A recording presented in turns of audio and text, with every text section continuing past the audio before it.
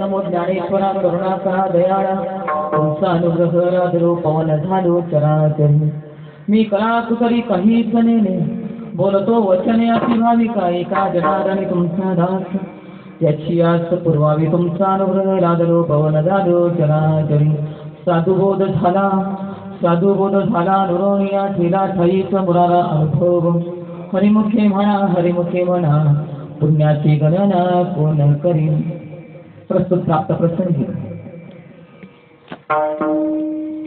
मौजे सुरेगाव 12व्या वर्षामध्ये आपण पदार्पण करतोय. चालू वर्षी एक टप पूर्ण होतंय आणि 12व्या वर्षात आता 6व्या दिवसात 7वं पुष्प माझ्या वाट्याला आले. त्यानिमित्तानं तुमच्यासारख्या संत सज्जनांची सेवा, तुमच्यासारख्या ब्रह्मरूपाचं दर्शन, घेतलेला अभंग, ज्ञानराजमाची योगियांची माऊली, जिने निगमवल्ली प्रगट केली, गीता अलंकार नाम ज्ञानेश्वरी, ब्रह्मानंद लहरी प्रगट केली. आळंदी निवासी जगताची माऊली, त्याला कैवल्य चक्रवर्ती सम्राट अशी पदवी आहे.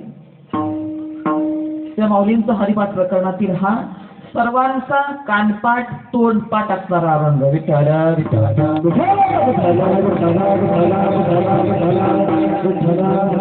सगळ्याला सुरुवात करण्यापूर्वी थोडासा परिहार द्यायचा, तो म्हणजे असा: अनेक संतांच्या आणि महंतांच्या पदस्पर्शानं पुनीत झालेली ही भूमी, तुमचा हा परिसर जो आहे, ब्रह्मलीन महंत गंगागिरीजी महाराज, ब्रह्मलीन महंत नारायणगिरीजी महाराज आणि त्यांच्यानंतर त्यांचा वारसा चालत असलेले अनेक संत महात्मे, या सर्वांच्या पदस्पर्शाने पुनीत झालेला तुमचा हा परिसर म्हणजे मूळची सात्विकता जी आहे ती या तुमच्या भागामध्ये रुजलेली आहे.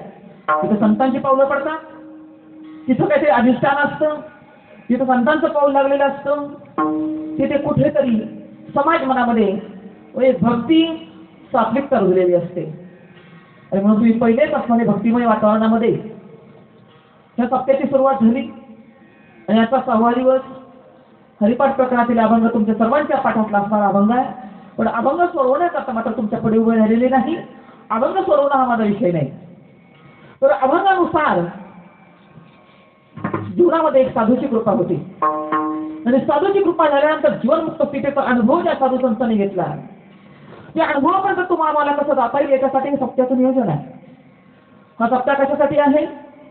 संतांचं अनुकरण करावं, संतांच्या पावलावर पाऊल ठेवून चालावं आणि संतांनी ज्या ब्रह्मसुखाचा अनुभव घेतला, संत ज्या ब्रह्मानंदामध्ये विलीन झाले आणि खऱ्या अर्थानं अध्यात्माची बैठक त्यांच्या ठिकाणी अंतःकरणामध्ये रुजली गेली, ती बैठक आमच्या ठिकाणी रुजली जावी की साधना आमच्यामध्ये व्हावी. पण त्या साधनेकरता त्या साधूची कृपा आमच्या जीवनामध्ये व्हायला पाहिजे. तो साधू नेमका कोण आहे? साधूची आम्हाला गरज का आहे? सप्ताह म्हणजे फक्त 7 दिवसाची मर्यादा नाही त्याला. 7 दिवसाचा खऱ्या अर्थानं हा अनुभव घेऊन आम्हाला शेवटच्या श्वासापर्यंत आमची जीवनाची वाट कोणत्या पद्धतीनं करायची आहे याचं मार्गदर्शन म्हणजे सप्ताह.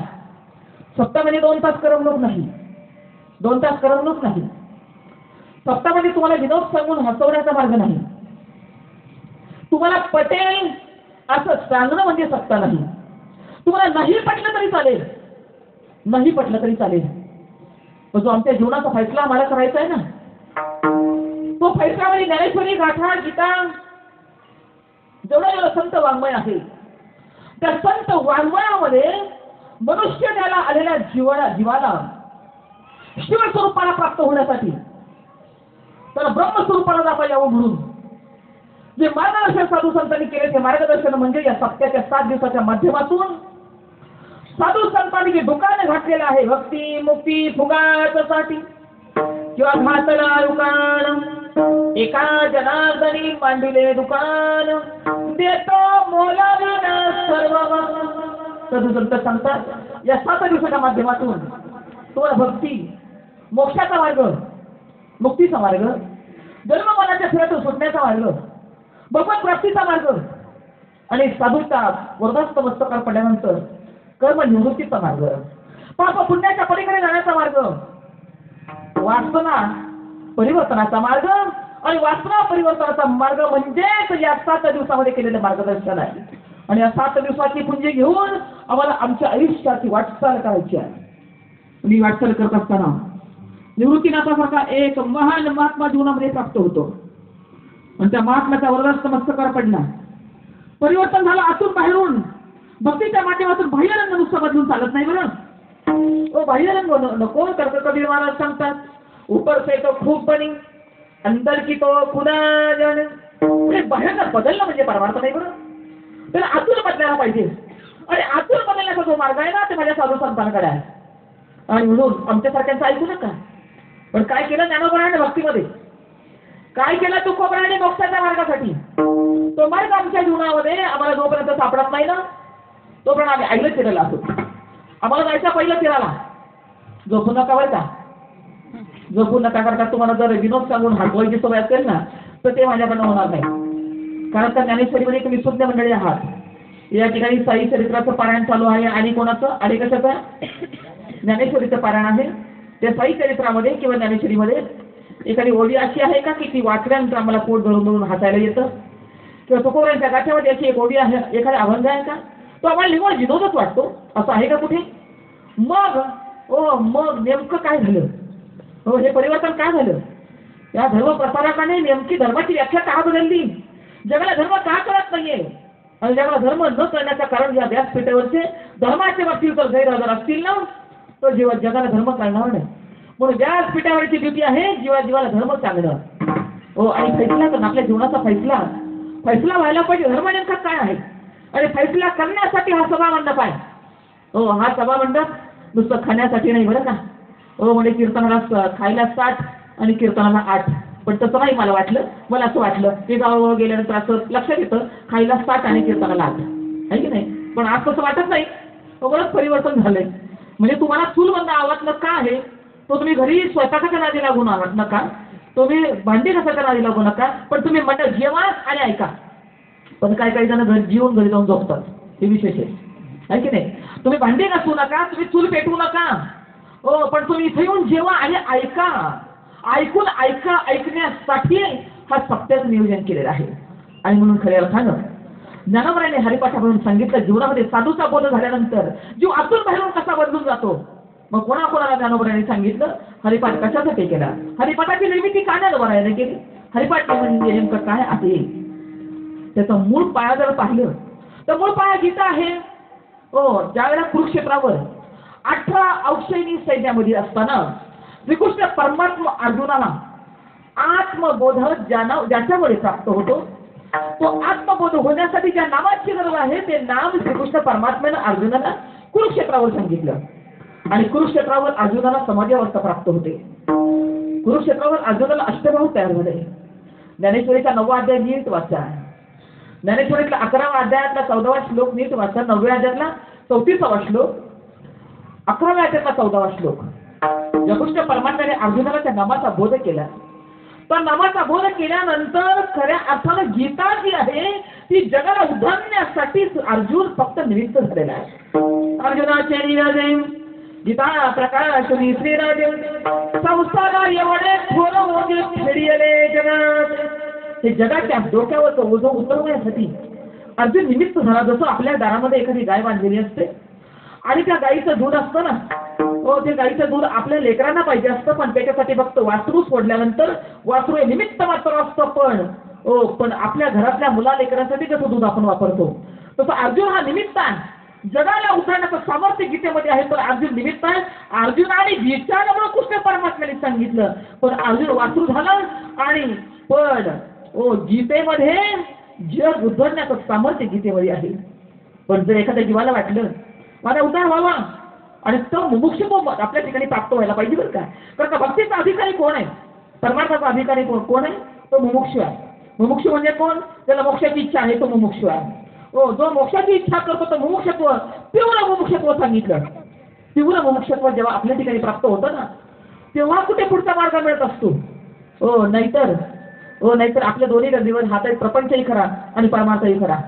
आमच्या फक्त सुद्रवल परमार्थ अंगाला ताप तेव्हा तू माझा बाप, अंगाचा गेला ताप आता आम्ही तुझ्या बापाचा बाप. आमचं खायला आधी, आमचं काय खायला आधी, झोपायला मधी आणि कामाला कधी कधी. अशी आमची स्थिती आहे. भक्तीमध्ये सांगते बरं का. भक्तीमध्ये म्हणजे 7 दिवस आमच्या भक्तीला ऊत येतो बरं का.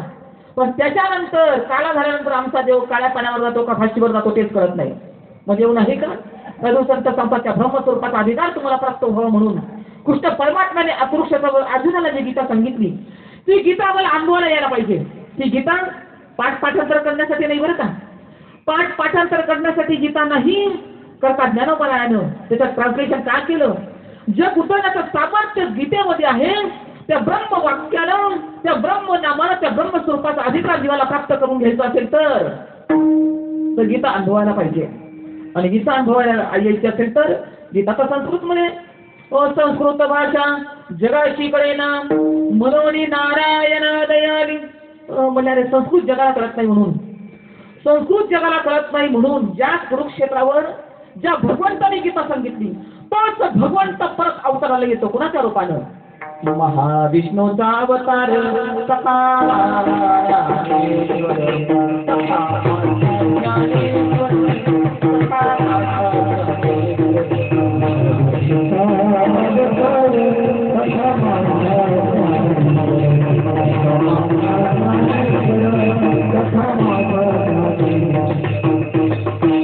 महाविष्णूचा अवतार सखा माझा ज्ञानेश्वर.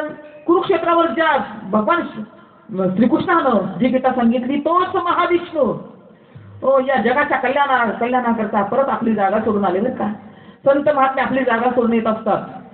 कारण त्यांचं ब्रीद आहे, आम्ही वैकुंठवासी आलो याच कारणाची बोलिले जे ऋषी साच भावे वर्ताय. या जगाला सत्य सांगू, या जगाला भक्तीचा मार्ग दाखवू आणि या जगाला खऱ्या अर्थानं ज्याच्यामुळे तो ब्रह्मस्वरूपाशी एकाकार होतो ते महावाक्य आम्ही या जगताकडे सांगू. म्हणून संत आपली जागा सोडून म्हणजे महाविष्णूचा अवतार आपली जागा सोडली आणि ज्ञानोबरायांच्या रूपाने मृत्यू लोकार परत एकदा तो महाविष्णू अवताराला आला. पण ज्यावेळेला जीवनामध्ये साधू संतांनी आधी केले आणि मग सांगितले. आमच्यासारखी माणसं फक्त सांगत राहतात, करत मात्र काहीच नाही. पण साधू संतांनी मात्र अगोदर केलं आणि मग सांगितलं. पण काय करायचं भक्ती मार्गामध्ये याचं घरीच मात्र आपलं सूट व्हायला पाहिजे. मग केल्यानं होत आहे रे आधी केले की पाहिजे. पण भक्तीमध्ये कोण काय करायला लागलं, कोण काय करायला लागलं, भक्तीमध्ये कोण काय करायला लागलं, कोण काय करायला लागलं. भक्ती याच्यासाठी आहे, ईश्वर प्राप्तीसाठी आहे. देवाचा आपला काही संबंध आहे, हा संबंध करून घेण्यासाठी भक्ती आहे. पण भक्तीसाठी कोणी स्वतःला बाह्य रंगाने बदलून घेतलं, किती जणांनी स्वतःला बाह्य रंगाने बदलून घेतलं. पण साधू संत आपण बाह्य रंगाने बदलून परमार्थ होत नसतो, आत बदलावं लागतं. आणि आत बदलण्याची युक्ती जी आहे ना, आत बदलण्याची युक्ती गीतेमध्ये आहे. पण ही गीता संस्कृतमध्ये आहे आणि संस्कृतमध्ये गीता जर एखाद्या तीव्र मोक्षत्व प्राप्त झालं, एखाद्याला वाटलं जगामध्ये जर मला उद्धार करायचा असेल तर नेमकं कुठे जायचं मी, मग संस्कृत कळत नाही तर संस्कृत भाषा एका विशिष्ट समाजाला वाटून घेतली म्हणजे ब्राह्मण समाजाने. त्याला फक्त पठण करायचा अधिकार ब्राह्मण समाजाकडे होता. पण ब्राह्मण समाज मात्र आपल्याला व्यवस्थितरित्या गीता समजून देत नव्हते. गीतेमध्ये उद्धाराची ताकद आहे, गीतेमध्ये जर स्वरूप साक्षात्काराची जर पावर आहे तर तो स्वरूप साक्षात्कार आमच्या जीवनामध्ये होणार कधी. म्हणून त्याच भगवंताला परत दया आली. ज्याने कुरुक्षेत्रावर गीता सांगितली तोच भगवंत ज्ञानोबरायांच्या रूपानं परत एकदा अवताराला आला आणि निवृत्तीनाथाचा वरदास्त जीवनामध्ये प्राप्त करून घेतला. निवृत्तीनाथाचा वरदास्त जीवनामध्ये मिळाल्यानंतर खऱ्या अर्थानं निवृत्तीनाथानं ज्ञानोबरायांना खरी साधना शिकवली बरं का. आपल्या जीवनामध्ये आपल्या श्रीगुरूंना साधना शिकवावी. कारण साधना जर आपल्या जीवनामध्ये नसेल तर जीवन आपलं अपरिपक्व आहे. आणि परिपक्व जीवन जर करायचं असेल तर काही नित्यनेम आहेत आपल्या जीवनामध्ये. ते नित्यनेम थोडा मोठ्यांच्या खऱ्या अर्थानं मार्गदर्शनाखाली आपलं जीवन व्यतीत करावं लागतं. थोडा मोठ्यांचे आशीर्वाद आपल्या जीवनामध्ये असावे लागतात आणि थोडा मोठ्यांचं मार्गदर्शन जीवनामध्ये प्राप्त करून खऱ्या अर्थानं ते स्वरूप आपल्या जीवनामध्ये प्राप्त करून घ्यायचं असतं. निवृत्तीनाथाचा एक आदर्श डोळ्यापुढे ठेवून ज्ञानोबराय मार्गक्रमण करत असताना ज्ञानोबरांनी पाहिलं या जगामध्ये प्रत्येक जीव हा दुःखी आहे बरं, प्रत्येक जीव दुःखी आहे. पण या जगाला दुःखातून बाहेर काढायचं असेल ते सामर्थ्य आहे कशामध्ये? फक्त हे सामर्थ्य हरिनामामध्ये बरं. जगाला जर दुःखातून बाहेर निघायचं असेल तर दुःख जाण्याचं सामर्थ्य एका नावामध्ये आहे. नवे अत्यंत दुःखाची निवृत्ती आणि परम अशा आनंदाची प्राप्ती. तो परम आनंद कोणता आहे? कोणत्या आनंदाला आम्ही पारखं झालो आणि कोणत्या आनंदासाठी आम्हाला मनुष्य देह मिळाला याचं गणित फक्त साधूच्या संगतीमध्ये सुटून जात असतं. आणि म्हणून निवृत्तीनाथाच्या संगतीमध्ये ज्ञानोबरायानं आपल्या जीवनाचा कोण सोडून घेतलं. समाजाने हाल अपेक्षा केल्या पण हार नाही मांडली. त्यांनी हाल केले पण हार नाही मांडली. काय कमी होतं ज्ञानोबरायांकडे? अरे जो पाठीवर मांडे भाजू शकतो ना, ज्या पाठी पाठ अग्नीसारखी जर त्याची पाठ जर लाल होते ना तर त्याला पंचपक्वानाचं जेवण एका क्षणामध्ये किती मोठा अधिकार होता. पण नाही केलं ज्ञानोबरायांचे. तो भिंत चालू शकतो तो काही करू शकत नव्हता. पण नाही, त्या साधू संतांना फक्त नामाची महती या जगाला सांगायची आहे. त्या ब्रह्मवाक्यानं जीवाचं परिवर्तन होतं, नामाची आणि ईश्वराची महती या जगापुढे मांडत असताना साधू संतांनी चमत्काराला नमस्कार करीत काही केला नाही. तर चमत्कार बाजूला ठेवले आणि फक्त ईश्वरी तत्व ज्याच्यामुळे प्राप्त होतं, ती वस्तू ज्याच्यामुळे प्राप्त होते, त्या वस्तूचा अधिकार मनुष्य जगाला आल्यानंतर प्राप्त होतो, हे साधू संतांना सांगायचं आहे. पण जर उद्धाराचा अधिकार जर प्रत्येक जीवाला आहे, तर प्रत्येक जीव का उद्धारू शकत नाही? याचा अर्थ त्याला मार्गदर्शन मिळत नाही, याचा अर्थ त्याला शास्त्र कळत नाही. पण यथार्थ शास्त्र आपल्याला कळत नाही. हो, आपण शास्त्र वाचन करतो म्हणजे पानामागं पानं, पानामागं पानं, पानामागं पानं. हो, 7 दिवसामध्ये संपली आमची ज्ञानेश्वरी. पण ज्ञानेश्वरीचा गाभा नेमका काय आहे? गीतेचा गाभा नेमका काय? गाभा मला कळतो का? या भक्तीचा आणि ज्ञानाचा जो शेवट आहे ना, ज्या उच्चांक म्हटला जातो भक्तीचा आणि ज्ञानाचा, ते ईश्वरी प्रेम आहे. आणि ते ईश्वरी प्रेम जीवनामध्ये प्राप्त होऊन ईश्वरा प्रेम करता करता ईश्वर स्वरूप व्हायचं आहे. हे जीवनाचं आमचं, हो, हे जीवनाचं ध्येय आमचं. पण आम्हाला आमचं ध्येय करत नाही, आम्ही भरकटच राहिलो आणि आम्हाला जागेवर आणणार कोण? आणि जर आमच्यासारखी मंडळी जर भरकटली तर तुम्हाला जागेवर आणतील कशी? म्हणून साधू महात्मे सांगतात, खऱ्या अर्थानं हे कार्य जे केलं ते माझ्या ज्ञानोबा तुकोबरायाने केलं. आपल्या सद्गुरूकडे आज्ञा मागितली, दादा या जगाला सुखी जर करायचं असेल तर नेमकं या जगाला सुखी करण्यासाठी जे तत्व त्यांना कळायला पाहिजे, ते तत्व या जगाला मिळण्यासाठी नेमकं काय करायला पाहिजे? दादा पहिल्यांदा मागतो आणि शेवटचं मागतो. निवृत्तीनाथा पहिल्यांदा मागतो आणि शेवटचं मागतो. म्हणजे काय? तो म्हणजे या जगाला ब्रह्मविद्या प्राप्त करून घ्यायची असेल तर यांना गीतेचं तत्व कळणं फार गरजेचं आहे. काय करायची इच्छा आहे तुझी? मला गीतेवर ट्रान्सलेशन करायचं आहे. निवृत्तीनाथाने होकार दिला. निवृत्तीनाथ सांगतात, ज्ञानोबा खऱ्या अर्थानं आज मला तुझ्यासारखा शिष्य लाभला ना, कारण गुरुला मोठ्या करणाऱ्याचा शिष्य असतो बरं का. गुरुला मोठ्या करणाऱ्याचा शिष्य असतो. ज्ञानोबरायासारखा एकच शिष्य बरं का. कारण मोठं कोण असतं? खूप शिष्य असले म्हणून मोठं असतात का? खूप शिष्यांचा नवाजमा आहे तो मोठा, की ज्ञानोबरायासारखा एकच शिष्य मिळाला आणि निवृत्तीनाथ कोणत्या पदावर पोहोचले. बरं, निवृत्तीनाथांची आज्ञा झाली, ज्ञानोबरा जगासारखा तुला जर काय करायचं असेल तर माझी पूर्ण परवानगी आहे तुला. ज्ञानोबा गीतेवर ट्रान्सलेशन करा आणि या जगाला गीता करू द्या. नेमकं गीतेमध्ये आहे काय? नेमकी गीता या गीतेमध्ये कोणतं तत्व सांगितलेलं आहे कळू दे या जगाला. मग ज्ञानोबरायानं खऱ्या अर्थानं पैठण क्षेत्रावर ज्ञानोबारी निघाले. तिथे एक रेड्याच्या मस्तकात ज्ञानोबरायांचा ओरघास्त पडला. रेडा रोज बोलू लागला. पण रेड्याला आपला खरा मालक कळाला. रेड्याने आपला पहिला मालक सोडून दिला. ज्याच्या हातामध्ये दावं होतं ना, तो मालक सोडला. आपल्याला सुद्धा आपला मालक कळायला पाहिजे. हे 7 दिवस कशासाठी आहे? आपल्याला आपला मालक कळायला पाहिजे.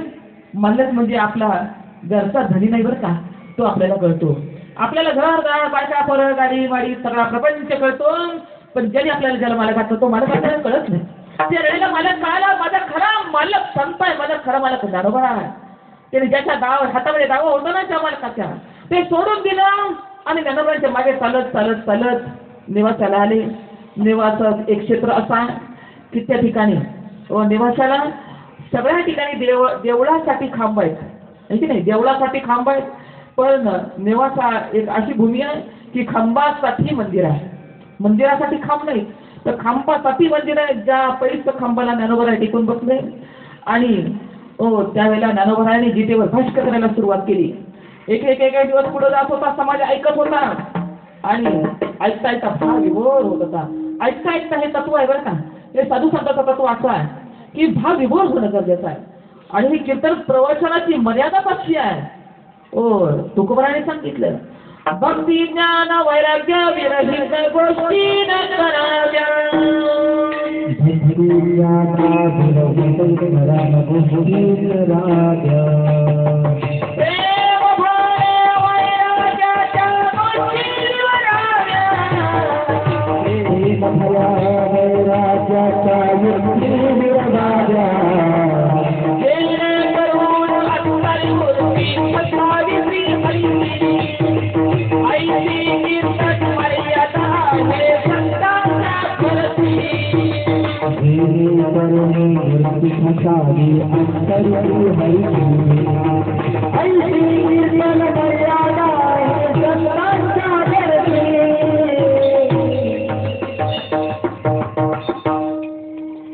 साधू संतांनी ज्ञानोबाने मर्यादा सांगितली. कीर्तनामधून सांगणारे काय सांगावं, ऐकणारे काय ऐकावं. सांगणारे सांगावं भक्ती, ज्ञान, वैराग्य, ज्याच्यामुळे अंतःकरणामध्ये भाव तयार होतो ना, ज्याच्यामुळे ईश्वरी साक्षात्कार होतो. सांगणाऱ्याने सांगावं आणि ऐकणाऱ्याने तो अनुभव घ्यावा. ज्ञानोबा सांगत होते ज्याच्यामुळे भक्ती, ज्ञान, वैराग्य अंतःकरणामध्ये ज्याच्यामुळे प्राप्त होतं ते ईश्वरी नाम आहे. त्या ईश्वरी नामानं जगताचा उद्धार होईल ज्ञानोबा सांगत होते. आणि एक मलेलं मड एक ताई रस्त्यानं चाललेली होती. पुढं प्रेत चाललं होतं. ते ताईनं नमस्कार केला. ज्ञानोबरायानं आशीर्वाद दिला. सौभाग्यवती भव. ती ताई सांगते, बाबा म्हटले समोर माझ्या पतीचं प्रेत चाललेलं आहे. मग ते खरं का तुम्ही दिलेला आशीर्वाद खरा? ज्ञानोबरायाचा मी दिलेला आशीर्वाद खरा. त्या प्रेतानं ज्ञानोबरायाने कृपा दृष्टीने निहाळलं. ते प्रेत उठून बसलं आणि ज्ञानेश्वरी लिहायला बसलं. सच्चिदानंद बाबा आदरे लेखकू झालं. हो. आणि मग ज्ञानोबराय सांगत होते ज्ञानेश्वरीची निर्मिती झाली. आणि ईश्वरी ज्ञान ज्ञानोबरायांनी अनेक ग्रंथ केले. ज्ञानेश्वरी लिहिली ती तुमच्या आमच्या करता. अमृतानुभव लिहिला. अगदी चांगदेव 65 लिहिली. चांगदेवाचा काही योगी असेल पण त्या भक्ती आणि ईश्वराचं प्रेम नसेल त्याच्यासाठी चांगदेव 65 लिहिली. अमृतानुभव लिहिला. जे ब्रह्मज्ञानी असतील, तत्वज्ञानी असतील, पण ईश्वरी प्रेम त्यांना मान्य नाही, त्यांच्यासाठी अमृतानुभव लिहिला. ज्ञानेश्वरी आमच्या सर्वसामान्य जीवाकरता ज्ञानेश्वरी लिहिली. पण आम्ही ज्ञानेश्वरी नेमकी कशासाठी वापरली माहिती का? कारण का ज्ञानेश्वरीचं महत्व नामदेव राय सांगतात. नामा म्हणे ग्रंथ श्रेष्ठ ज्ञान देवी.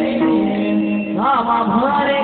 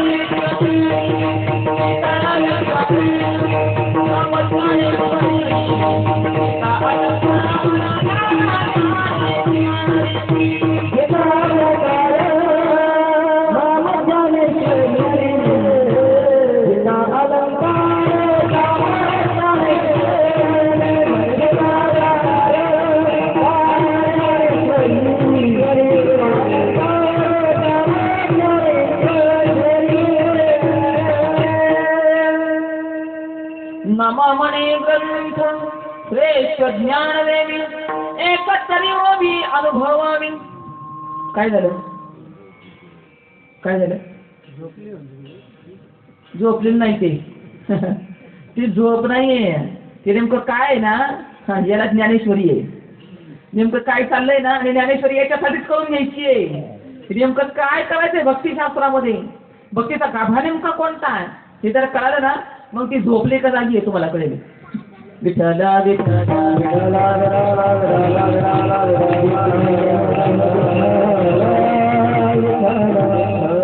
नामदेव महाराज गीतेचं महत्व सांगतात, ज्ञानेश्वरीचं महत्व सांगतात.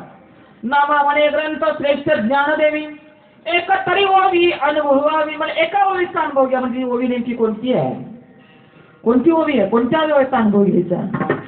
तर सकळ जे 700 श्लोक सांगितले ज्ञानेश्वरीमध्ये, 700 श्लोक ज्ञानोबा सांगतात की ज्ञानेश्वरी, या ज्ञानेश्वरीचा अनुभव करण्यासाठी ज्ञानोबाने एक ओवी सांगितली. कधी येईल ज्ञानेश्वरीचा अनुभव? तद्विधी परिपातेन परिप्रश्नेन सेवयाम उपदेशांती ते ज्ञानम ज्ञानी तत्त्वदर्शिनम. ज्ञानोबा सांगतात ज्ञानेश्वरीचा अधिकार प्राप्त व्हायला पाहिजे आम्हाला.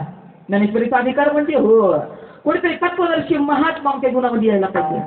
त्या तत्वाचा अधिकार आम्हाला प्राप्त करून द्यायला पाहिजे आणि तत्वरूप करायला पाहिजे. मग ज्ञानेश्वरीचा अधिकार आम्हाला प्राप्त होईल. म्हणून हो, असं श्रवण करायचं आहे त्या तत्वदर्शी महात्म्याच्या कृपेनं. असं काही श्रवण करायचंय साधूच्या मुखातून की त्याच्यापुढे आता आली ऐकायचं काही शिल्लकच राहिला नाही. आजच्या जीवनामध्ये काहीतरी श्रवण करायचं आहे. पण 7 श्लोकाची ज्ञानेश्वरी गीता आणि नंतर ज्ञानेश्वरीची निर्मिती झाली. पण ज्ञानेश्वरी आमच्यासारख्यानं काय केलं, पाठपाठांतर केली. 5 पाठांतर केली, जगाला सांगायला सुरुवात केली आणि आपली पोटं भरायला सुरुवात केली. ज्ञानेश्वरीचा उपयोग कशासाठी केला? ज्ञानेश्वरीचा उपयोग म्हणजे पाठपाठांतर केली ज्ञानेश्वरी, जगाला सांगितली आणि आपलं पोट भरली कीर्तन प्रवचनाच्या माध्यमातून. म्हणजे गीता ज्ञानेश्वरी गाता ही पोट भरण्याचं साधन आहे का? म्हणजे नाही बरं, पोट भरण्यासाठी ज्ञानेश्वरी गीता गाता नाही, तर अनुभव करण्यासाठी आहे. जो अनुभव निवृत्तीनाथाच्या कृपेने ज्ञानोबरायाला आला, जो अनुभव श्रीकृष्ण परमात्म्याच्या कृपेने अर्जुनाला आला. ज्या कुरुक्षेत्रावर अर्जुन समाज अवस्थेपर्यंत गेला, असे भाव त्याने अर्जुनाचे झाले. ते भाव आमच्या ठिकाणी का तयार होत नाही? तर काय भाव जर नसेल तर देव कधीच कळणार नाही. भावे विना देव नकळ निसंदेह,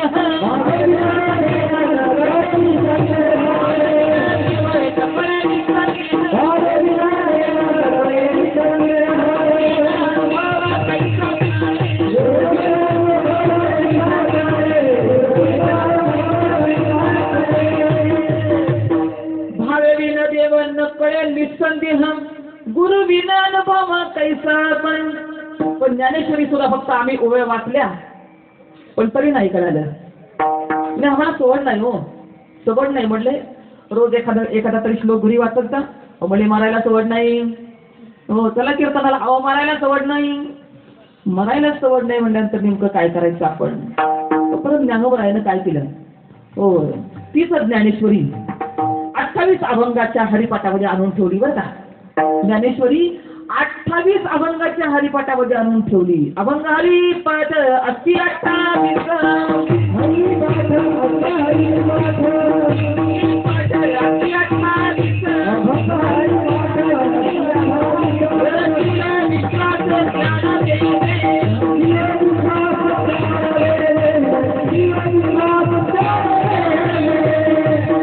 हरिपाठ अति 28 रचिले विश्वाचे ज्ञान देवे, नित्य पाठ करी इंद्रायण किरी, होय अधिकारी सर्वता तो. आता इंद्रायणीच्या काठावर हरिपाठाचं जर वाचन केलं, हरिपाठ जर इंद्रायणीच्या काठावर केला, मग इंद्रायणी म्हणजे कोणती? आनंदी क्षेत्रातली इंद्रायणी? बोले नाही बरं, ती आनंदीची इंद्रायणी नाही, तर इंद्रायणी म्हणजे भावरूपी इंद्रायणी. आमच्या हृदयाच्या ठिकाणी ज्या भाव तयार झाल्यानंतर त्या भावानंच तुम्हाला हरिपाठ केला, भावरूपी इंद्रियांनी आमच्या नयनात तुझ्याला भाऊ लागते ना, तेव्हा खऱ्या अर्थानं परमार्थात गुण उकललं जातं बरं का. म्हणून निवृत्तीनाथाच्या कृपेने ज्ञानोबरायाना जे आध्यात्मिक गाभा जो प्राप्त झाला तो सकल जगाला मिळावा म्हणून ज्ञानोबराय सांगतात, अरे जीवनामध्ये साधूचा बोध जीवनामध्ये प्राप्त झाल्याशिवाय आम्हाला भक्तीचा गाभा कळणार नाही. आता नेमका साधू कोण आहे? साधू म्हणायचं कोणाला? साधू म्हणजे बाह्यरंग का? म्हणजे साधू म्हणजे बाह्यरंग नाही. पांढरे कपडे म्हणजे साधू का? भगवे कपडे म्हणजे साधू का? मग कीर्तन प्रवचन करतात म्हणून साधू का? म्हणे नाही, यांना साधू म्हणत नाहीत. साधू म्हणजे कोणी माहिती का? साधू म्हणजे त्याची समोरच्या जीवाला ईश्वराचा आणि जीवाचा नेमका संबंध काय आहे हा संबंध जो दाखवते तो साधू आहे. हा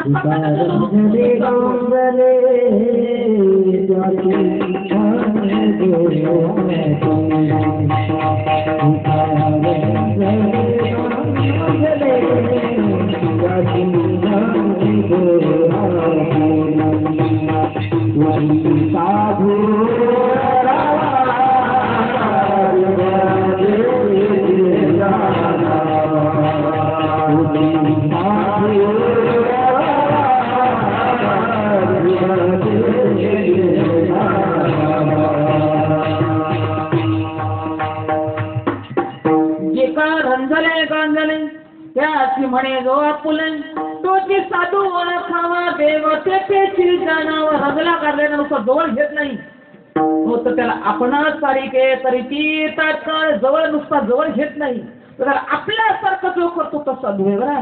आपल्यासारखं म्हणजे साधू म्हणजे कोण आहे? साधू म्हणजे ब्रह्म आहे हो. कारण ब्रह्म का हो, साधू म्हणजे ब्रह्म का? तर त्याचा नामदेवांनी फार सुंदर प्रमाण सांगितलं. ब्रह्ममूर्ती संता जगिया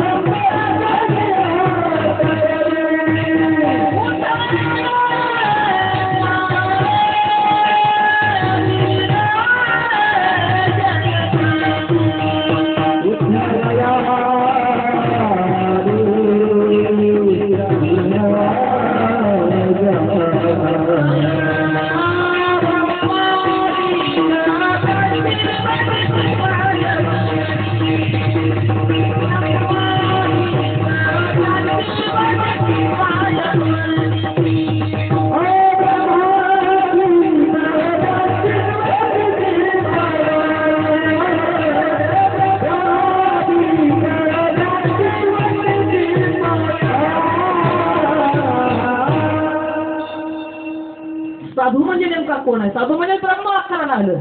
ब्रह्ममूर्ती संत जगी अवतरले उद्धाराय आले दीन जन. साधू संत हे जगाच्या कल्याणार्थ जगाच्या उद्धाराकरता संत महात्म्या मृत्यू लोकावर माणसासारखा देह धारण करून येतात. हो, जीवाचा उद्धार म्हणजे काय? उद्धार करणं म्हणजे नेमकं काय? मोक्ष मिळणं म्हणजे नेमकं काय आहे? या गोष्टी फक्त बोलायच्या आहेत का? या गोष्टी फक्त बोलायच्या नाहीत, या गोष्टी अनुभवाच्या आहेत. साधू संतांनी अनुभव घेतला. मोक्ष म्हणजे नेमकं काय? मोक्ष म्हणजे जीवाचं शिवाशी होणारं ऐक्य, याला मोक्ष म्हणतात. बरं हो, मोक्ष म्हणजे काय?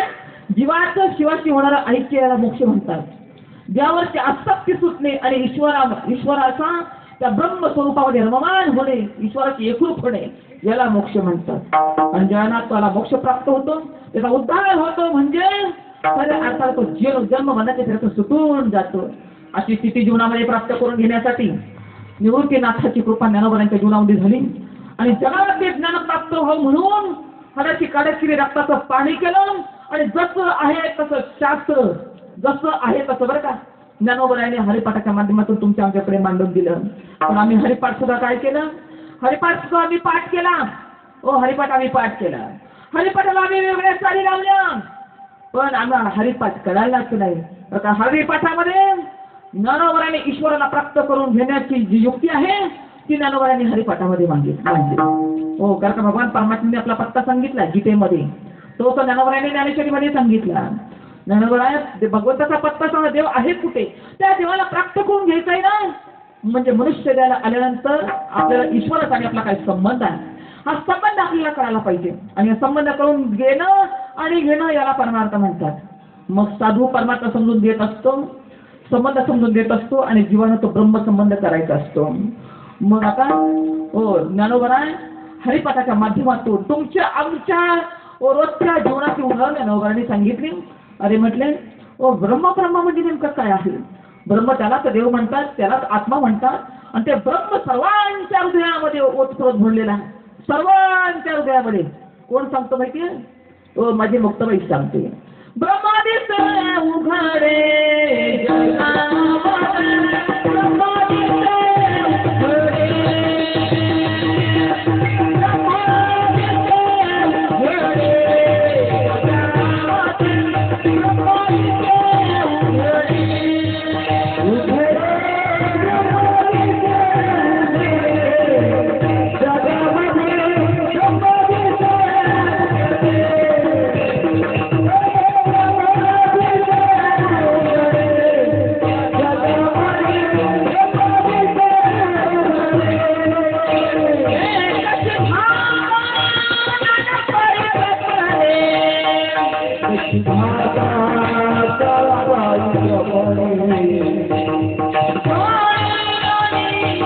उघडे ब्रह्मादित्य उघडे जगामध्ये,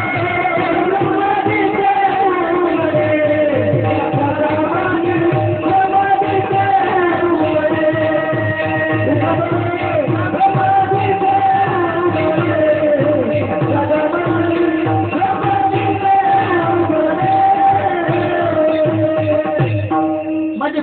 सांगते जगामध्ये ब्रह्म भरलेला आहे. मुंगीपासून ब्रह्म जेव्हापर्यंत फक्त बाह्यरंग पाहू नका, त्याच्या आतमध्ये जर पाहिलं तर फक्त ईश्वरी सत्ता आहे. आणि ती ज्ञान दृष्टीनं साधू संतांनी हे ब्रह्म पाहिलं. आजी मी ब्रह्म पाहिले, आजी मी ब्रह्म पाहिले. ज्ञानोबा सांगतात मी ब्रह्म पाहिलं. पण ब्रह्म पाहण्यासाठी जी दृष्टी आहे ना, ती दृष्टी मात्र साधूच्या कृपेने मिळवावी लागते बरं.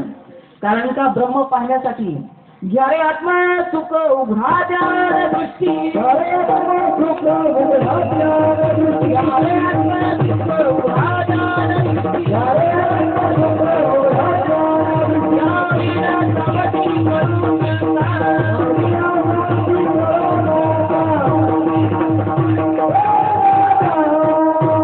ज्यारे आत्मसुख उघडा ज्ञान दृष्टी. म्हणजे सुख कुठे आहे?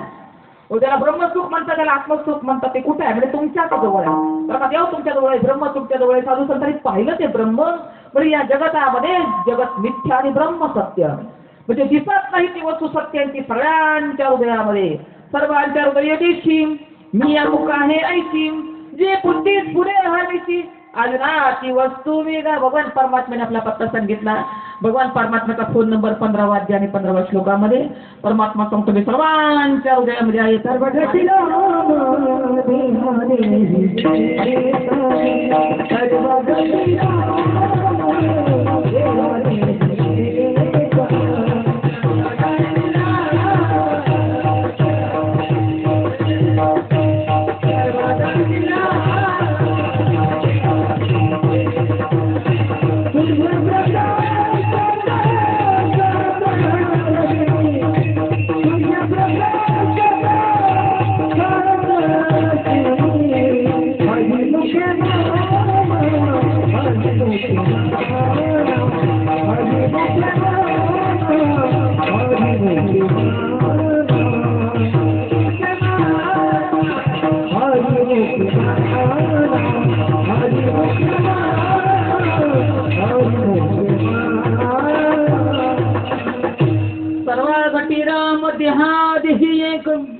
हरिपाठाच्या माध्यमातून सांगायला लागले.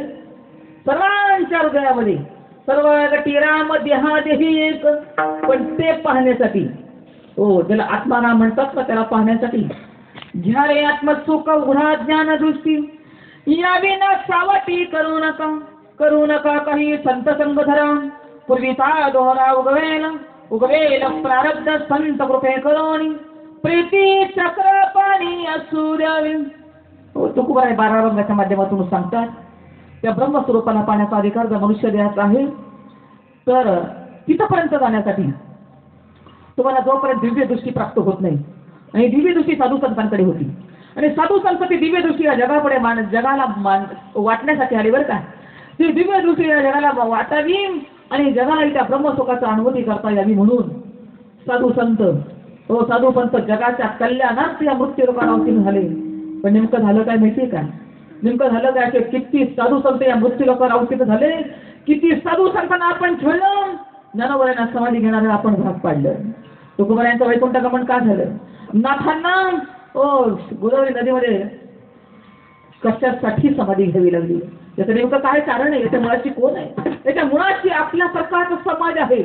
कारण हा समाज याला चांगलं ऐकायची सवय नाही, याला चांगलं ऐकायची सवय नाही. याला ब्रह्मसुखाची अनुभूती ज्या त्यावेळी येते ते ब्रह्मनाम तो सांगतो आज राहिलेलं नाही. आज राहिलेलं नाही. कारण नेमकं झालं काय माहितीये का? जसं एक पती पत्नी दोघे आंधळे होते बरं का. पती पत्नी दोघे आंधळे होते. पण काही कालांतराने त्यांना आपत्ती झाली. पहिलं झालं तेही आंधळ झालं, दोघंही पती पत्नी आंधळे. पहिलं अपत्य झालं तेही आंधळ झालं, दुसरं अपत्य तेही आंधळ झालं, तिसरंही आंधळ झालं आणि चौथंही आंधळ झालं. पण 5वं अपत्य झालं ना, ते डोळ्यात झालं. ते डोळ्याने इकडे तिकडे पाहायला लागलं. आई वडील आंधळे, मोठी भावंड आंधळी, आणि तो 5वा जो डोळा झाला ना, तो पहाट झाली की उठायचा, सूर्याकडे पाहायचा. सूर्य उगवला ना, तिथे 4 भावंडांना त्या आंधळ्या आई वडिलांना सांगायचं, बाबा सूर्य उगवला बरं का. बाबा पहाट झाली, सूर्य उगवला. संध्याकाळ झाली, सूर्य मावळला ना, बाबा आई सूर्य मावळला बरं का. रोज सांगायचा आई बाबा सूर्य उगवला, आई सूर्य मावळला. त्या आईवडिलांना असं वाटायचं. पहिली 4 मुलं झाली, पण त्या पहिल्या चौघांनी कधी सांगितलं नाही सूर्य उगवलेलं सांगितलं नाही, सूर्य मावळलेलं सांगितलं नाही. हे 5वं जे आहे ना ते सूर्य उगवला म्हणतात, सूर्य मावळला म्हणतं. हे आमच्या पोटी दळबद्र कसलं जन्माला आलंय. हे दळबद्र कारण आमच्यापासून काहीतरी विचित्र जन्माला आलंय, विचित्र जन्माला आलंय. याच्या हा सूर्य उगवणारी मावळला हे जेव्हा सांगतो ना, तो आमच्यासारखा का नाही. हा काहीतरी विचित्र जन्माला आलाय. सूर्य उगवला सांगतो, सूर्य मावळला सांगतो. आता याला काहीतरी उपाय करायला पाहिजे. उपाय काहीतरी करायला पाहिजे. म्हणजे काय उपाय करायला पाहिजे. म्हणजे ज्या डोळ्याने सांगतो ना हा सूर्य उगवला मावळला, 2 सोळ्या घेतल्या. 4 भावंडांनी त्या मुलाला धरलं आणि त्या बापानं त्याच्या डोळ्यामध्ये सळ्या खूप असल्या. दुसऱ्या दिवशीपासून तोही आंधळा झाला. तोही सांगत नाही, तर सूर्य उगवलेलं सांगत नाही, सूर्य मावळलेलं सांगत नाही. आमचंही तसंच झालं. जे साधू संत सांगायला नाही जगामध्ये ब्रह्म भरलेलं आहे आणि ते ब्रह्म पाहायचं असेल ना, ते ब्रह्म पाहायचं असेल त्याचं सूर्य उगवला हे कसं कशानं पाहतात तुम्ही. सूर्य उगवला हे कशाने पाहतात. डोळ्यांनी. माता डोळे आहेत बघा बरं. दिसतोय का तुम्हाला सूर्य. आता डोळे आहेत का तुम्हाला. तुम्ही जर सूर्य उगवला आहे डोळ्यांनी पाहतात, आता तुम्हाला डोळे आहेत बघा. दिसतोय का सूर्य तुम्हाला. नाही दिसत. कारण फक्त डोळे नकोत, तर सूर्य उगवलं हे पाहण्यासाठी तुम्ही कोणता कंदील घेऊन जाताल, कोणती बॅटरी घेऊन जाताल म्हणले नाही. सूर्य उगवला जर पाहायचं असेल तर सूर्याच्या प्रकाशाने सूर्य उगवला हे पाहता येतं ना.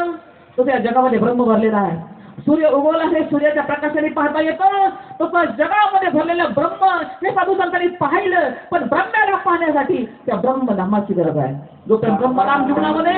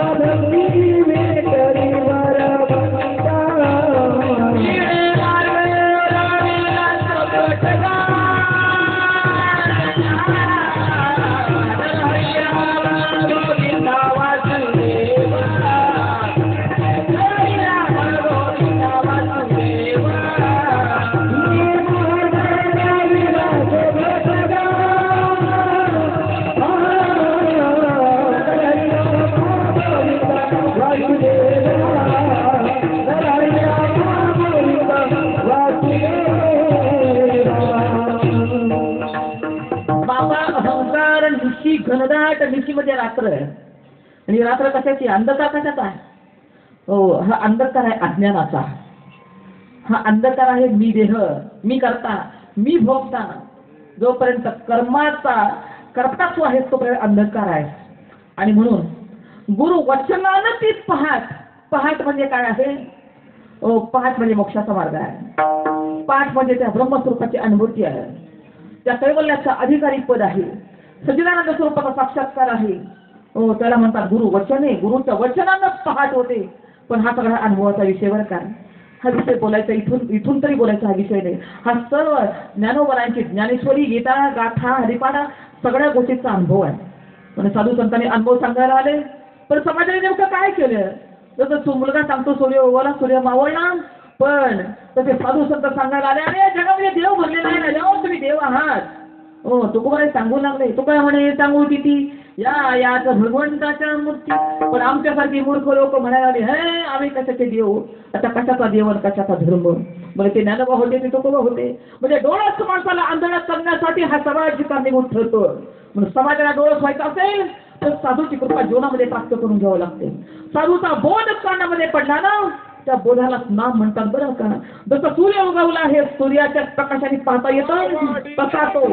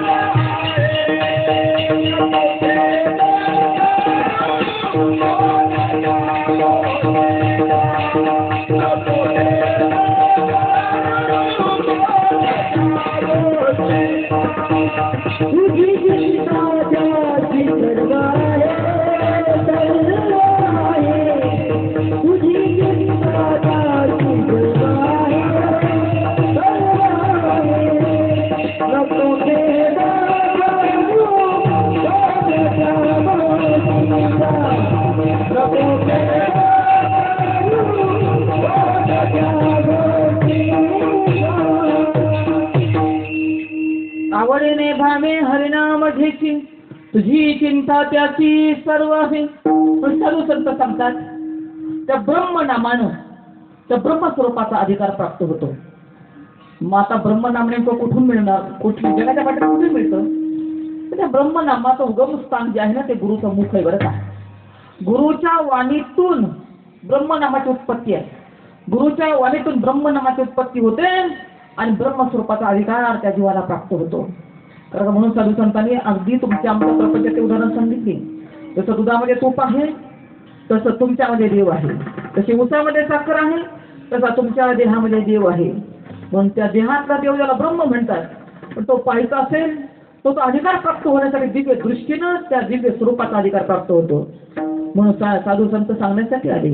हे नरा आत बघ जरा जीव हा खरा नहे ही माया तू बुद्धी दर्पणी ब्रह्मरवीची छाया. हे जीवा तू कोण आहेस? तू कोण आहेस? तू त्या ब्रह्मस्वरूपाचाच अधिकारी आहेस. पण तिथपर्यंत जाण्यासाठी ओंकार प्रणव उच्चार होय साचार आत बघ कैसा तो शब्द अवंगमय तो मी ऐसा. ते तू आहेस, ते तू आहेस, ते तू आहेस असा नाद तुझ्यामध्ये अविरत चालू आहे.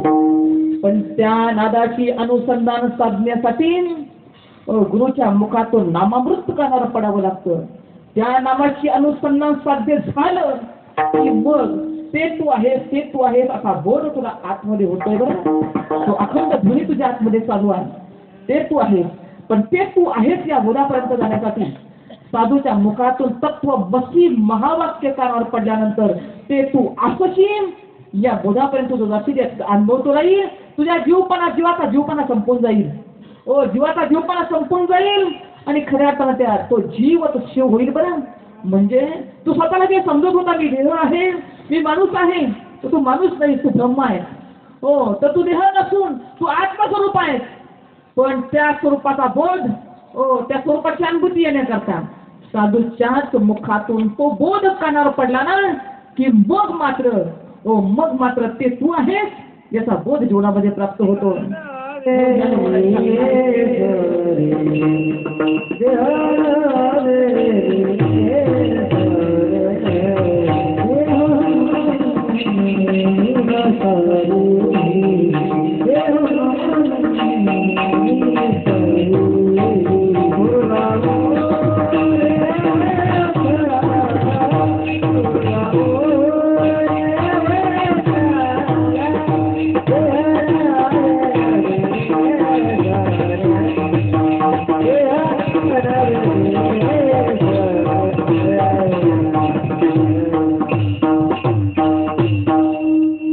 देह नव्हे मी हे सरे मी देह नाही, मी त्या परमात्म्याचा अंश आहे. हा बोध साधूच्या मुखातून त्या नामानं तो बोध होतो.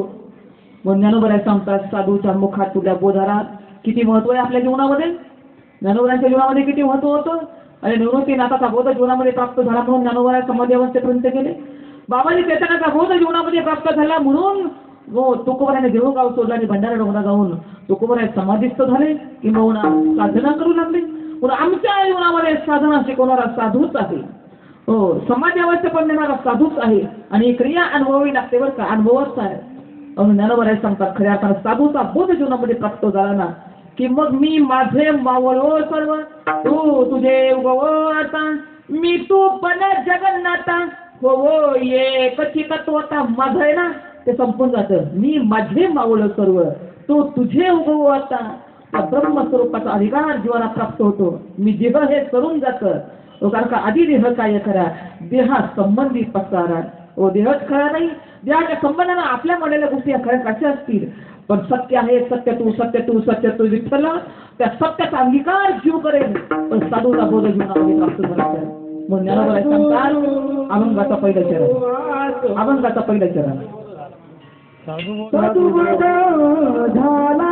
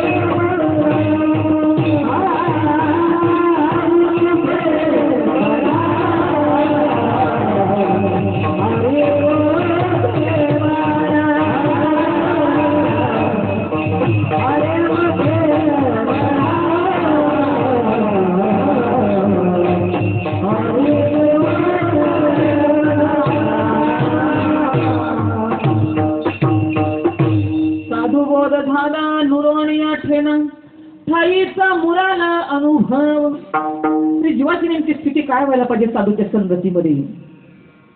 जीव हा खऱ्या अर्थानं ब्रह्मरूप आहे.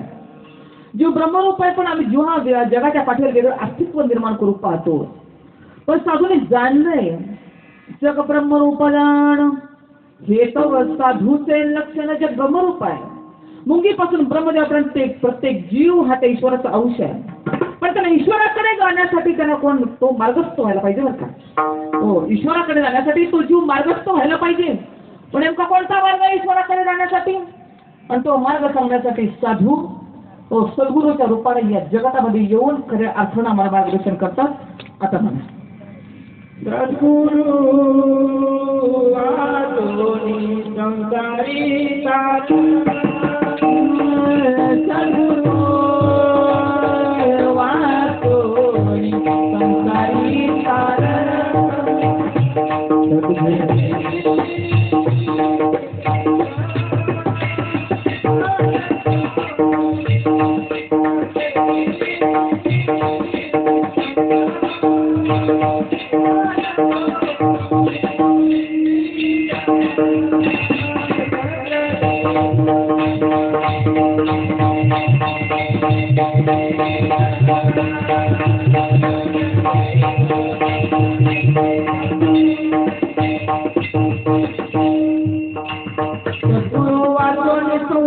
तारक नसेची निष्ठांकान कोणी इंद्रचंद्र देवा ब्रह्मादी करोनी संशयाची श्रेणी छेदितीन साधू बद्दल आणि सद्गुरू बद्दल इंद्रचंद्र देवांना सुद्धा संशय आहे.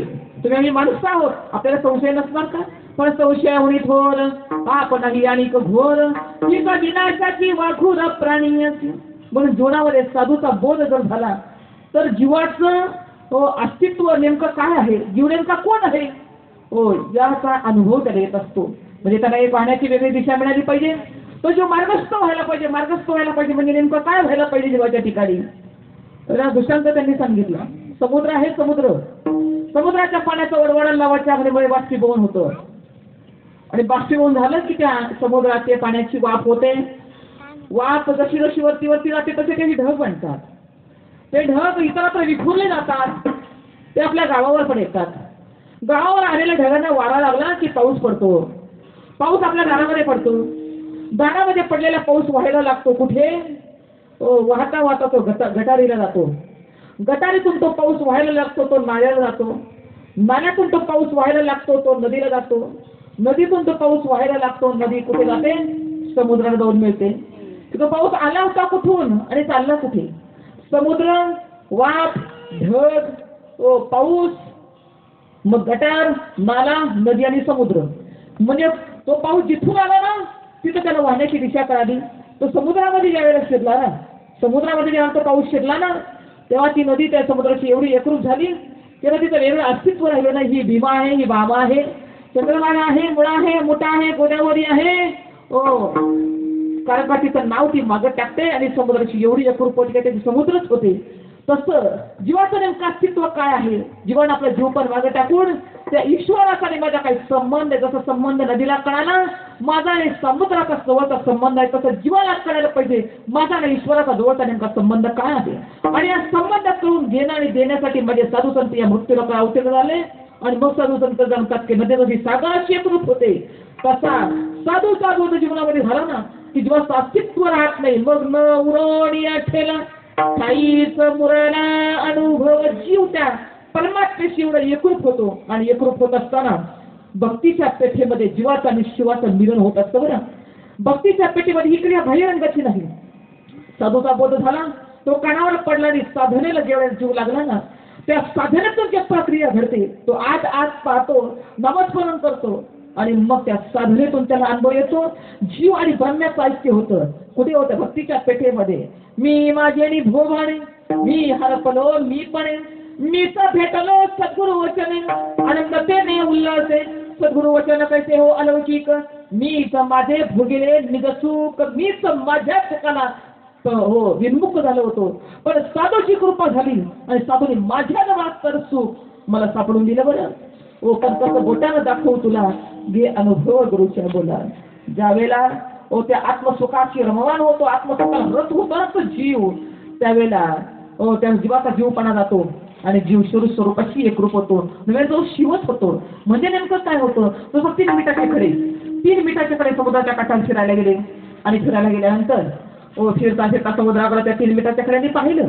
आणि मग त्यांच्या मनामध्ये विचार आला, समुद्र किती खोल असेल रे. मग त्यातला एक जण म्हणतो, मी पाहून येतो आणि तुला सांगतो समुद्र किती खोल आहे. पण एका मिनिटाच्या कडेने समुद्रामध्ये उडी मारली आणि तो पाहायला गेला समुद्र किती खोल आहे. वरती दोघं जण विचार करतात, हा एक जण गेला, तास झाला, 2 तास झाला, अजून का वरती येत नाही, समुद्र किती खोल आहे सांगायला. त्या वरती दोघं जण होते, त्यातला दोघांना एक जण म्हणतो, मी जातो आणि त्यालाही घेऊन येतो आणि समुद्र किती खोल आहे हेही मी पाहून येतो. पण दुसरा पण उडी मारतो. आतमध्ये दोघं जण जातात, वरती एक राहतो. एक म्हणतो, हे दोघं जण आतमध्ये काय करत असतील, मी जातो आणि समुद्र किती खोल आहे ते पाहतो आणि त्या दोघांना घेऊन येतो. म्हणून हा तिसरा वरती एक राहिलेला होता, त्याने पण उडी मारली. आता हे तिघजण समुद्र किती खोल आहे हे पाहून सांगायला वरती कधी येतील, 4 महिन्यांनी, 6 महिन्यांनी, वर्षांनी यायला पाहिजे ना त्यांनी. पण येत नाहीत. का बरं? करता ते जिथून आले ना त्याचा अंत पाहायला गेले. तसं जीव हा ब्रह्मरूप आहे. पण आपण जिथून आलो ना, आपली उत्पत्ती त्या ब्रह्मतत्वापासून आहे. आपली उत्पत्ती महावाक्यातून आहे, आपली उत्पत्ती नामातून आहे. म्हणून त्या नामामध्ये बुड दिलेला जीव हा जसा सागरामध्ये मिठाच्या खड्याने अंत पाहायला गेले ना की ते परत येत नाहीत ना, तसा जीवाने त्या ब्रह्मस्वरूपामध्ये बुडी दिली ना, ते नामाची साधना ज्याला जीव करतो ना तेव्हा तो जीव राहत नाही. बरं, तेव्हा त्याला त्या स्वरूपाचा अधिकार प्राप्त होत असतो. पण त्याला मात्र आता बोलता येत नाही. बरं, त्याला मात्र बोलता येत नाही. कारण त्याने जो अनुभव घेतलाय ना तो ओठाने बोलूच शकत नाही. नेमकं काय काय पाहिलंय, काय अनुभवलंय. आणि अनुभव हा परमार्थामध्ये खऱ्या अर्थानं अनुभव श्रेष्ठ आहे. म्हणून ज्ञानोबराने एक उदाहरण दिलं. हा अनुभव करत असताना हा अनुभव करत असताना जसा कापूर जाळला, कापूर जाळल्यानंतर कापूर जाळल्यानंतर एक घमेलवर राग आपल्याला मिळेल. किती ट्रक कापूर जाळल्यानंतर एक घमेलवर राग आपल्याला मिळेल का? मिळेल. मग काय नेमकं काय राहतं शेवटी काय राहतंय? फक्त सुगंध आहे. कापराचं अस्तित्व नाहीच झालंय, फक्त सुगंध राहिला. आणि सुगंध म्हणजे काय वस्तू? काय सुगंध दिसतो का? सुगंध दिसतो? नाही, सुगंध दिसत नाही. सुगंध अनुभवाला येतो आहे की नाही? सुगंध दिसत नाही. तसं ब्रह्मनामानं त्या ब्रह्मस्वरूपाचा अधिकार प्राप्त होतो, जीवाचा जीवपणा जातो. पण त्या नेमकं शिल्लक काय राहिलं नेमकं? जी दिसत नाही ती वस्तू, आणि दिसत नाही ते ब्रह्म आहे बरं. जसं सुगंध दिसत नाही पण त्याचा अस्तित्वाचा सुगंध दिसत नाही, पण त्याचा अनुभव करण्यासाठी तुम्हाला नाकाची गरज आहे की नाही? तसं ब्रह्म दिसत नाही, पण त्या ब्रह्माचा अनुभव करण्यासाठी त्या हरिनामाची आम्हाला गरज आहे. म्हणून त्या हरिनामानं नेमकी जीवाची स्थिती काय होते? म्हणून ज्ञानोबरांनी दृष्टांत सांगितलं. अरे कापूर जाळल्यानंतर राख मिळेल म्हणजे नाही बरं. कापूर जाळण्याचा फक्त सुगंध शिल्लक राहिला. जसा तो जाळल्यानंतर एका जागेवर त्याची समाप्ती झाली, पण दाखवायला राख वगैरे काही शिल्लक राहिली नाही. तसं जीवाला त्या ब्रह्मनामानं त्या ब्रह्मस्वरूपाचा अधिकार प्राप्त झाला तर दाखवायला शिल्लक असं काहीही शिल्लक राहत नाही. कारण तो जीव निसंशयाची वस्तूच होतो. म्हणून ज्ञानोबाने अभंगाच्या दुसऱ्या चरणामध्ये उदाहरण दिलं.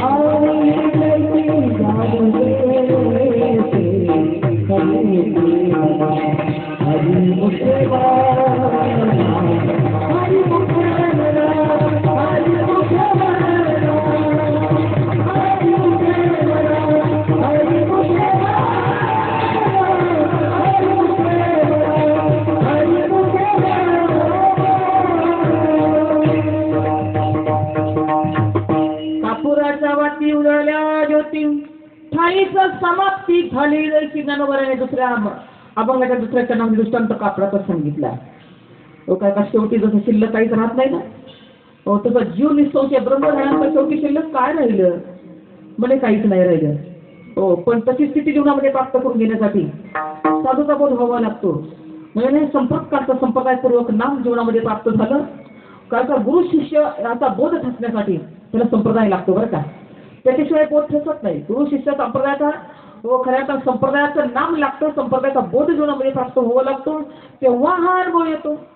आणि हा अनुभव येत असताना काही क्रिया त्या ज्ञानेश्वरीमध्ये सांगितलेल्या आहेत.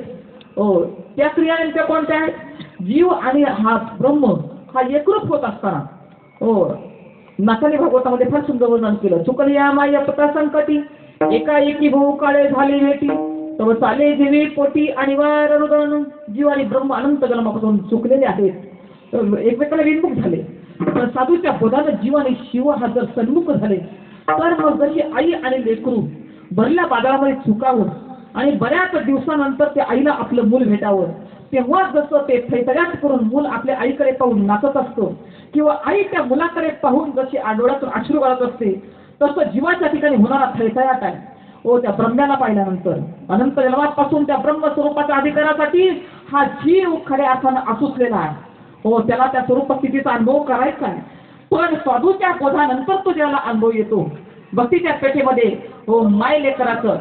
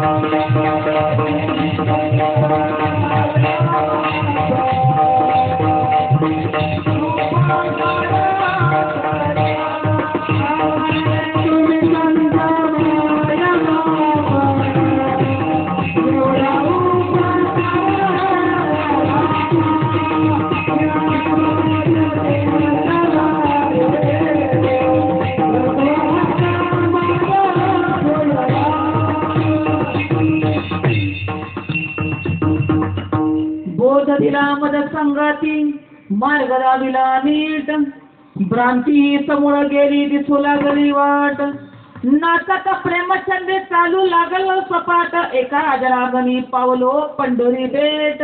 हा भक्तीचा अनुभव आहे आणि हा अनुभव खऱ्या अर्थानं साधूच्या मुखातून आलेल्या बोधानं हे अनुभव आपल्या जीवाला जाता येतं.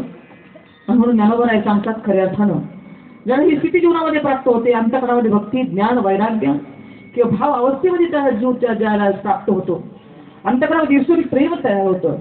त्या डोळ्याचं पाणी येतं अंग थरथर कपता संपूर्ण अंगावर रोम रंध्रातून निर्मळ घामाचे थेंब बाहेर उभे राहतात.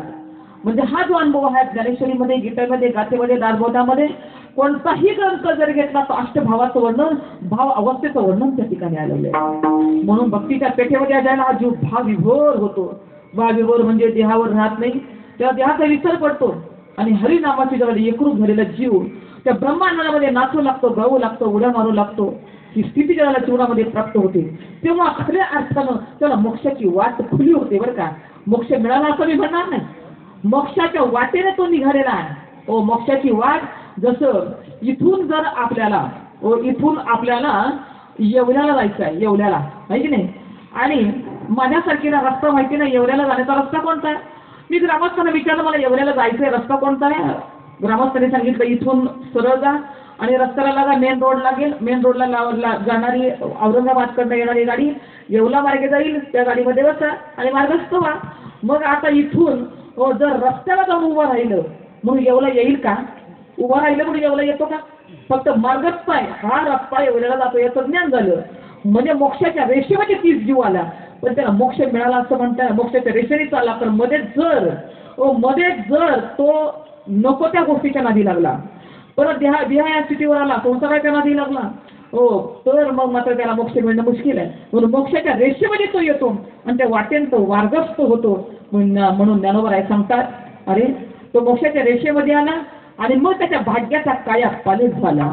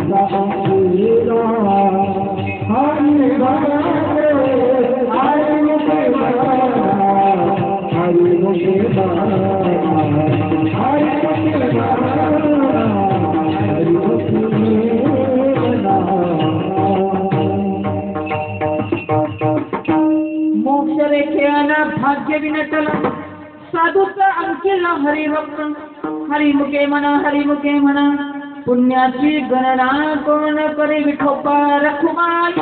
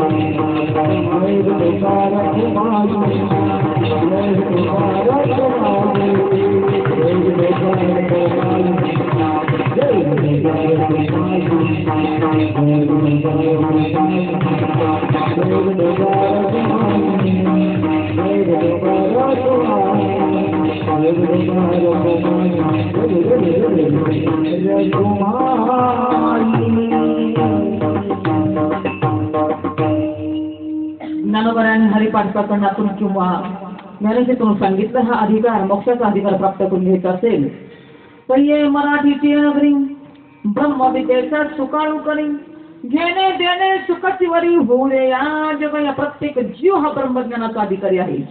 पण त्या अधिकाऱ्यापर्यंत जायचं असेल तर साधूची कृपा जर झाली तो मोक्षाची वाट त्याला फुलवते. मोक्ष रेख्याला भाग्य विनटला पण त्याला साधूचं अंकित व्हावं लागतं. साधूचं अंकित म्हणजे काय तर साधूचं अंकित म्हणजे साधूला जो बोध दिलेला आहे त्या बोधाचं नित्य नेमानं साधना करणं नित्य नेमानं चिंतन करणे करता नित्य नेम नामी ते प्राणी दुर्लभ लक्ष्मी वल्लभ तया जवळ. साधूच्या बोधाचं नित्य नियमानं साधना करणं चिंतन करणं मग चिंतने तद्रूपता म्हणजे ते स्वरूपच त्याला निसंशय प्राप्त होतो. पण त्याला त्या नामाचा ध्यास लागला पाहिजे बरं का. त्या ब्रह्मनामाचा ध्यास जर लागला तर त्याला ते स्वरूप प्राप्त होईल अन्यथा नाही. मनेश्वराचा दृष्टांत सांगणार आहे. ज्ञानोबरांचा दृष्टांत आहे ज्ञानेश्वरी मधला. ज्ञानोबरा दृष्टांत सांगतात जीवाला जर त्या नामाचा ध्यास जर लागला ना तर जीव ब्रह्मरूप होतो. हो, मग मोक्ष रेख्याला भाग्य विनटना साधूचा अंकीला हरिभक्त साधूचा अंकित व्हावं लागतं. हो, नामाचा ध्यास लावावा लागतो. मग ध्यास लागला ना तर तो आतू भरून बदलतो. म्हणजे ध्यानी ध्याता पंढरी राया मना सहित पालटे काय. तो आतून बाहेरून कसा बदलतो याच्यासाठी ज्ञानोबरांनी एक सुंदर दृष्टांत सांगितला तो म्हणजे भिंगुर्तीचा. एक कुंभारीण माशी आणि एक आळी. हो, कुंभारीण माशी तिचं घर कुठे असतं माहिती का? पूर्वीच्या काळी मातीनं चालवलेली घरं असायची आणि त्या चालवलेल्या घरामध्ये ती कुंभारीण घर करायची. घराच्या मागे कुठेतरी आडगळीला तिचं घर असायचं आणि ते जर काढायचं आपण त्याला गोल गोल गोल छिद्र असायची. ते जर काढायचा प्रयत्न केला ना त्याच्यातनं हिरव्या आळ्या पट पट पट खाली पडायच्या. ज्ञानोबरांनी त्या आळीकरता ज्ञानोबरांनी ज्ञानेश्वरीमध्ये सांगायचं राहिलंय असं काहीच नाही. म्हणजे एक 16 वर्षी ज्ञानोबरांनी ज्ञानेश्वरी लिहिली आणि 16 वर्षामध्ये जगाचा ज्ञानोबरांनी अभ्यास केला. जगामध्ये काही सांगायचं राहिलं असं ज्ञानोबरांनी काही ठेवलं नाही. म्हणजे ज्ञानोबरांनी प्रत्येक जीवाचा आणि जगाच्या प्रत्येक गोष्टीचा अभ्यास करून ज्ञानेश्वरीमध्ये प्रत्येकाचा अभ्यास केलेला. पण ज्ञानोबरांनी दृष्टांत सांगितलं त्या कुंभारीचा. ती कुंभारीण माशी घरामध्ये घर करते पण तिला जर खायचं असतं ना तिला खायच्यासाठी हिरव्या आळ्या असतात. ते हिरव्या आळ्या ती बाहेर जाते पकडून आणते आणि त्या घरट्यामध्ये ती हिरव्या आळ्या ठेवते. पण हिरव्या आळ्या ठेवल्यानंतर त्या माशीचा त्या कुंभारीचा एक नियम असतो. ती हिरवी तिला खायची असते पण खात असताना तिला दोष करायचा आणि दोष केला ना की ती मेली तर खायचा नाही तर निघून जायचं आणि परत यायचं. मेलेली असेल तर खायचं नाही तर परत तिला दोष करायचा, परत निघून जायचं, परत यायचं. मेली तर खाऊन घ्यायची, नसेल मेलेली तर तिला परत दोष करायचा. त्या कुंभारीण माशीला एकच छंद असतो त्या आत राहणाऱ्या आईला दोष करायचा आणि मेली की खाऊन घ्यायचं. एक कुंभारीण माशीला तर छंद असतो. पण आतमध्ये जी आई आहे ना त्या आतल्या आईला मनामध्ये तिचा अध्यास असा लागलाय आता ती कुंभारीण येणार, आता ती कुंभारीण येणार, मला दोष करणार, माझ्या संपूर्ण शरीराचं रक्त काढणार, निघून जाणार. आता ती कुंभारीण येणार, माझ्या संपूर्ण शरीराचं रक्त काढणार, निघून जाणार. आता तिची वेळ झाली, आता ती येणार, आता ती येणार, आता ती येणार. एकच ध्यास. हो, कोणाला? आईला कुंभारीचा ध्यास लागला. त्या ध्यासामुळं हो ती दोष करेल, माझा रक्तबंबाळ करेल. तिच्या ध्यासामुळं त्या आतल्या आईची तहान, भूक, झोप सगळं काही हरून गेलं. तिच्या ध्यानामध्ये, तिच्या मनामध्ये, तिच्या चित्तामध्ये, तिच्या बुद्धीमध्ये, तिच्या डोळ्यामध्ये फक्त कुंभारीण आणि कुंभारीणच होती. पण त्या आईला ध्यास लागला. मनामध्ये, चित्तामध्ये, बुद्धीमध्ये कुंभारीण होती. त्या आईला कुंभारीसारखे पंख फुटले आणि आळी कुंभारीण होऊन त्या घरट्यातून बाहेर पडली. ज्ञानोबरांनी विचार केला एका आईला ध्यास लागला कुंभारणीचा, एका आईला ध्यास लागला कुंभारणीचा तर आळी कुंभारीण होते. जीवाला जर नामाचा ध्यास लागला तर जीव देव होणार नाही का? पण म्हणजे आता कुठं राहिले? मग हे ज्ञानोबरांचे शब्द खोटे आहेत का? तुका म्हणे आळी जिवे नुरे चिवे गळी. तुकोबारायांचा अभंग खोटा आहे का? देव पहावयासी गेलो तेथे देवची होऊन ठेलो. साधू संत म्हणतात आम्ही देव पाहायला गेलो, आम्ही देव झालो. तशी आळी ध्यासानं कुंभारीण झाली. तसा जीव ध्यासानंच देव होईल, जीव ध्यासानंच ब्रह्म होईल आणि जीव ध्यासानं चित आनंद या स्वरूपाचा अधिकारी होईल. पण ध्यासानं बरं का, हो ध्यासानं होईल. म्हणून साधूच्या संघामध्ये नामाची गोडी त्याला लागली ना हो की मग सगळीकडे देव भरलेला आहे याचा अनुभव येईल. हो आणि मग त्या सत्संगाची आवड तयार होईल, नामाची आवड तयार होईल. मग तो शास्त्र श्रवण करेल, हो शास्त्र श्रवण करेल आणि मग त्याला खऱ्या अर्थाने श्रवण करता करता करता हो तो अशा स्थितीला पोहोचेल. हो साम्राज्य भुवनी सुखी नांदे. हो श्रवणाचे मिसे बैसावे येऊनी साम्राज्य भुवनी सुखी नांदे. श्रवण करता करता करता विश्वात साम्राज्य त्याला प्राप्त होईल. हा अनुभव त्याला येईल. बरं हो हा अनुभव येईल. आणि म्हणून ज्ञानोबराय सांगतात ज्ञान देवा संगती सज्ञानी ज्ञान देवा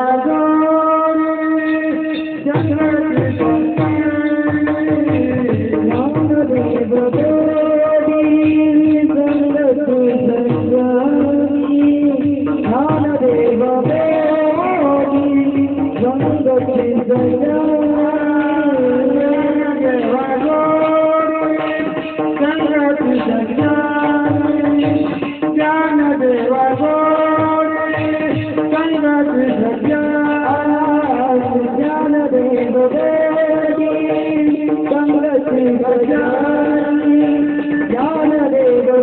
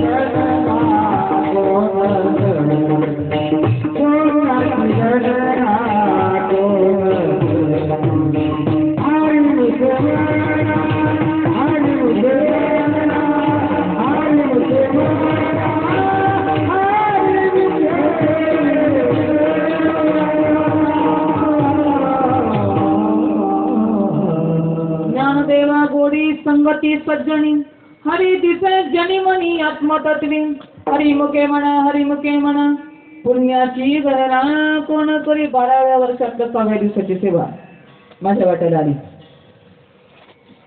खऱ्या अर्थानं तुम्हाला द्यावे तेवढे धन्यवाद. थोडेच आहेत. एवढं आम झाडून वाजवणारा पप्पा जे मी पहिल्यांदा पाहिलं बरं का. कारण बऱ्याच ठिकाणी आता आमचा परिसर हा नगर आणि पुणे जिल्हा बरीच संस्थेतले मुले असतात, पण उत्तरार्धामध्ये तसे बनून जातात. तर ते शेवटपर्यंत मला आहे अशीच साथ केली, म्हणून तुम्हाला द्यावे तेवढे धन्यवाद. थोडे ते सुंदर गायक या ठिकाणी, सुंदर श्रोते या ठिकाणी लाभले. पण जाता जाता एकच सांगेल की ज्ञानेश्वरी गीता गाता पाच पाठांतरासाठी नाही, बहुतेक केले पाठांतर परिवर्म राहिले ते दूर. भक्तीचं वर्म नेमकं काय आहे? भक्तीचं वर्म हा भाव आहे, ईश्वरी प्रेम आहे. म्हणजे भक्तीचा आणि ज्ञानाचा शेवट हा ईश्वरी प्रेमामध्ये होतो. ते ईश्वरी प्रेम ज्याच्यातून मिळतं त्या वस्तूचा अगोदर शोध घ्या. हो, नेमकं ईश्वरी प्रेम मिळवण्यासाठी नेमकं कोणता मार्ग आहे आणि कोणत्या मार्गाने आम्हाला मार्गस्थ व्हायचा, तो मार्ग ज्ञानेश्वरीमध्ये सांगितलेला आहे, गीतेमध्ये सांगितलेला आहे, गाथामध्ये सांगितलेला आहे, दासबोधामध्ये आहे, हरिपाठामध्ये आहे. हो, पण त्याच्यासाठी साधूचा बोध जीवनामध्ये. आता नेमका साधूचा बोध म्हणजे काय? आता हा सगळा विचार जर करायचा म्हटला, नेमका साधूचा बोध म्हणजे काय, तर हे कीर्तन म्हणजे साधूचा बोध हा 2 तासाचा विषय नाही बरं का. साधूचा बोध हा 2 तासाचा विषय नाही. त्यासाठी आयुष्य घालवावं लागेल. हो, आयुष्य घालवावं लागेल त्या साधूच्या बोधासाठी. त्या साधूचा हो उर्वास्त मस्तकावर पडला आणि अमृत कानावर पडल्यानंतर त्यासाठी शेवटच्या श्वासापर्यंत त्याच्याशी एकनिष्ठ राहिल्यानंतर नेमका कोणता अनुभव आहे, हा अनुभवच हो आम्हाला परिपक्व दशेला प्राप्त हो. अनुभवच आमचं कर्म संभवतो. अनुभव आम्हाला जन्म मनाच्या खेळातून सोडवतो. अनुभव आमच्या वासनेचं परिवर्तन करतो आणि अनुभव आम्हाला ईश्वराशी एकरूप करतो. तो अनुभव कोणता आहे, हा अनुभव शोधायचा प्रयत्न केला आणि आज अनुभव साधू संतांनी शोधला आणि त्यांना सापडलं बरं का. आणि म्हणून जाता जाता फक्त साधू संतांचा एवढाच निरोप सांगेल की मनुष्य देह हा ब्रह्मस्वरूपाचा अधिकार प्राप्त करून घेण्यासाठी, त्या अधिकारापर्यंत जाण्यासाठी जो मार्ग आहे तो मार्ग ज्ञानोबांनी सांगितला. साधू बोध झाला मुरोनिया ठेला, ठाईचा मुराला अनुभव, कापुराच्या वाती उजळल्या ज्योती, ठाई समाप्ती झाली जायची, मोक्ष रेखे आला भाग्य विनटाला, साधू संकीला हरिभक्त, ज्ञानदेवा गोडी संगती सज्जनी, हरी दिसे जनी बनी आत्मतत्वी, हरी मुखे म्हणा पुण्याची गणना कोण करी, ज्ञानेश्वर माऊली ज्ञानराज माऊली.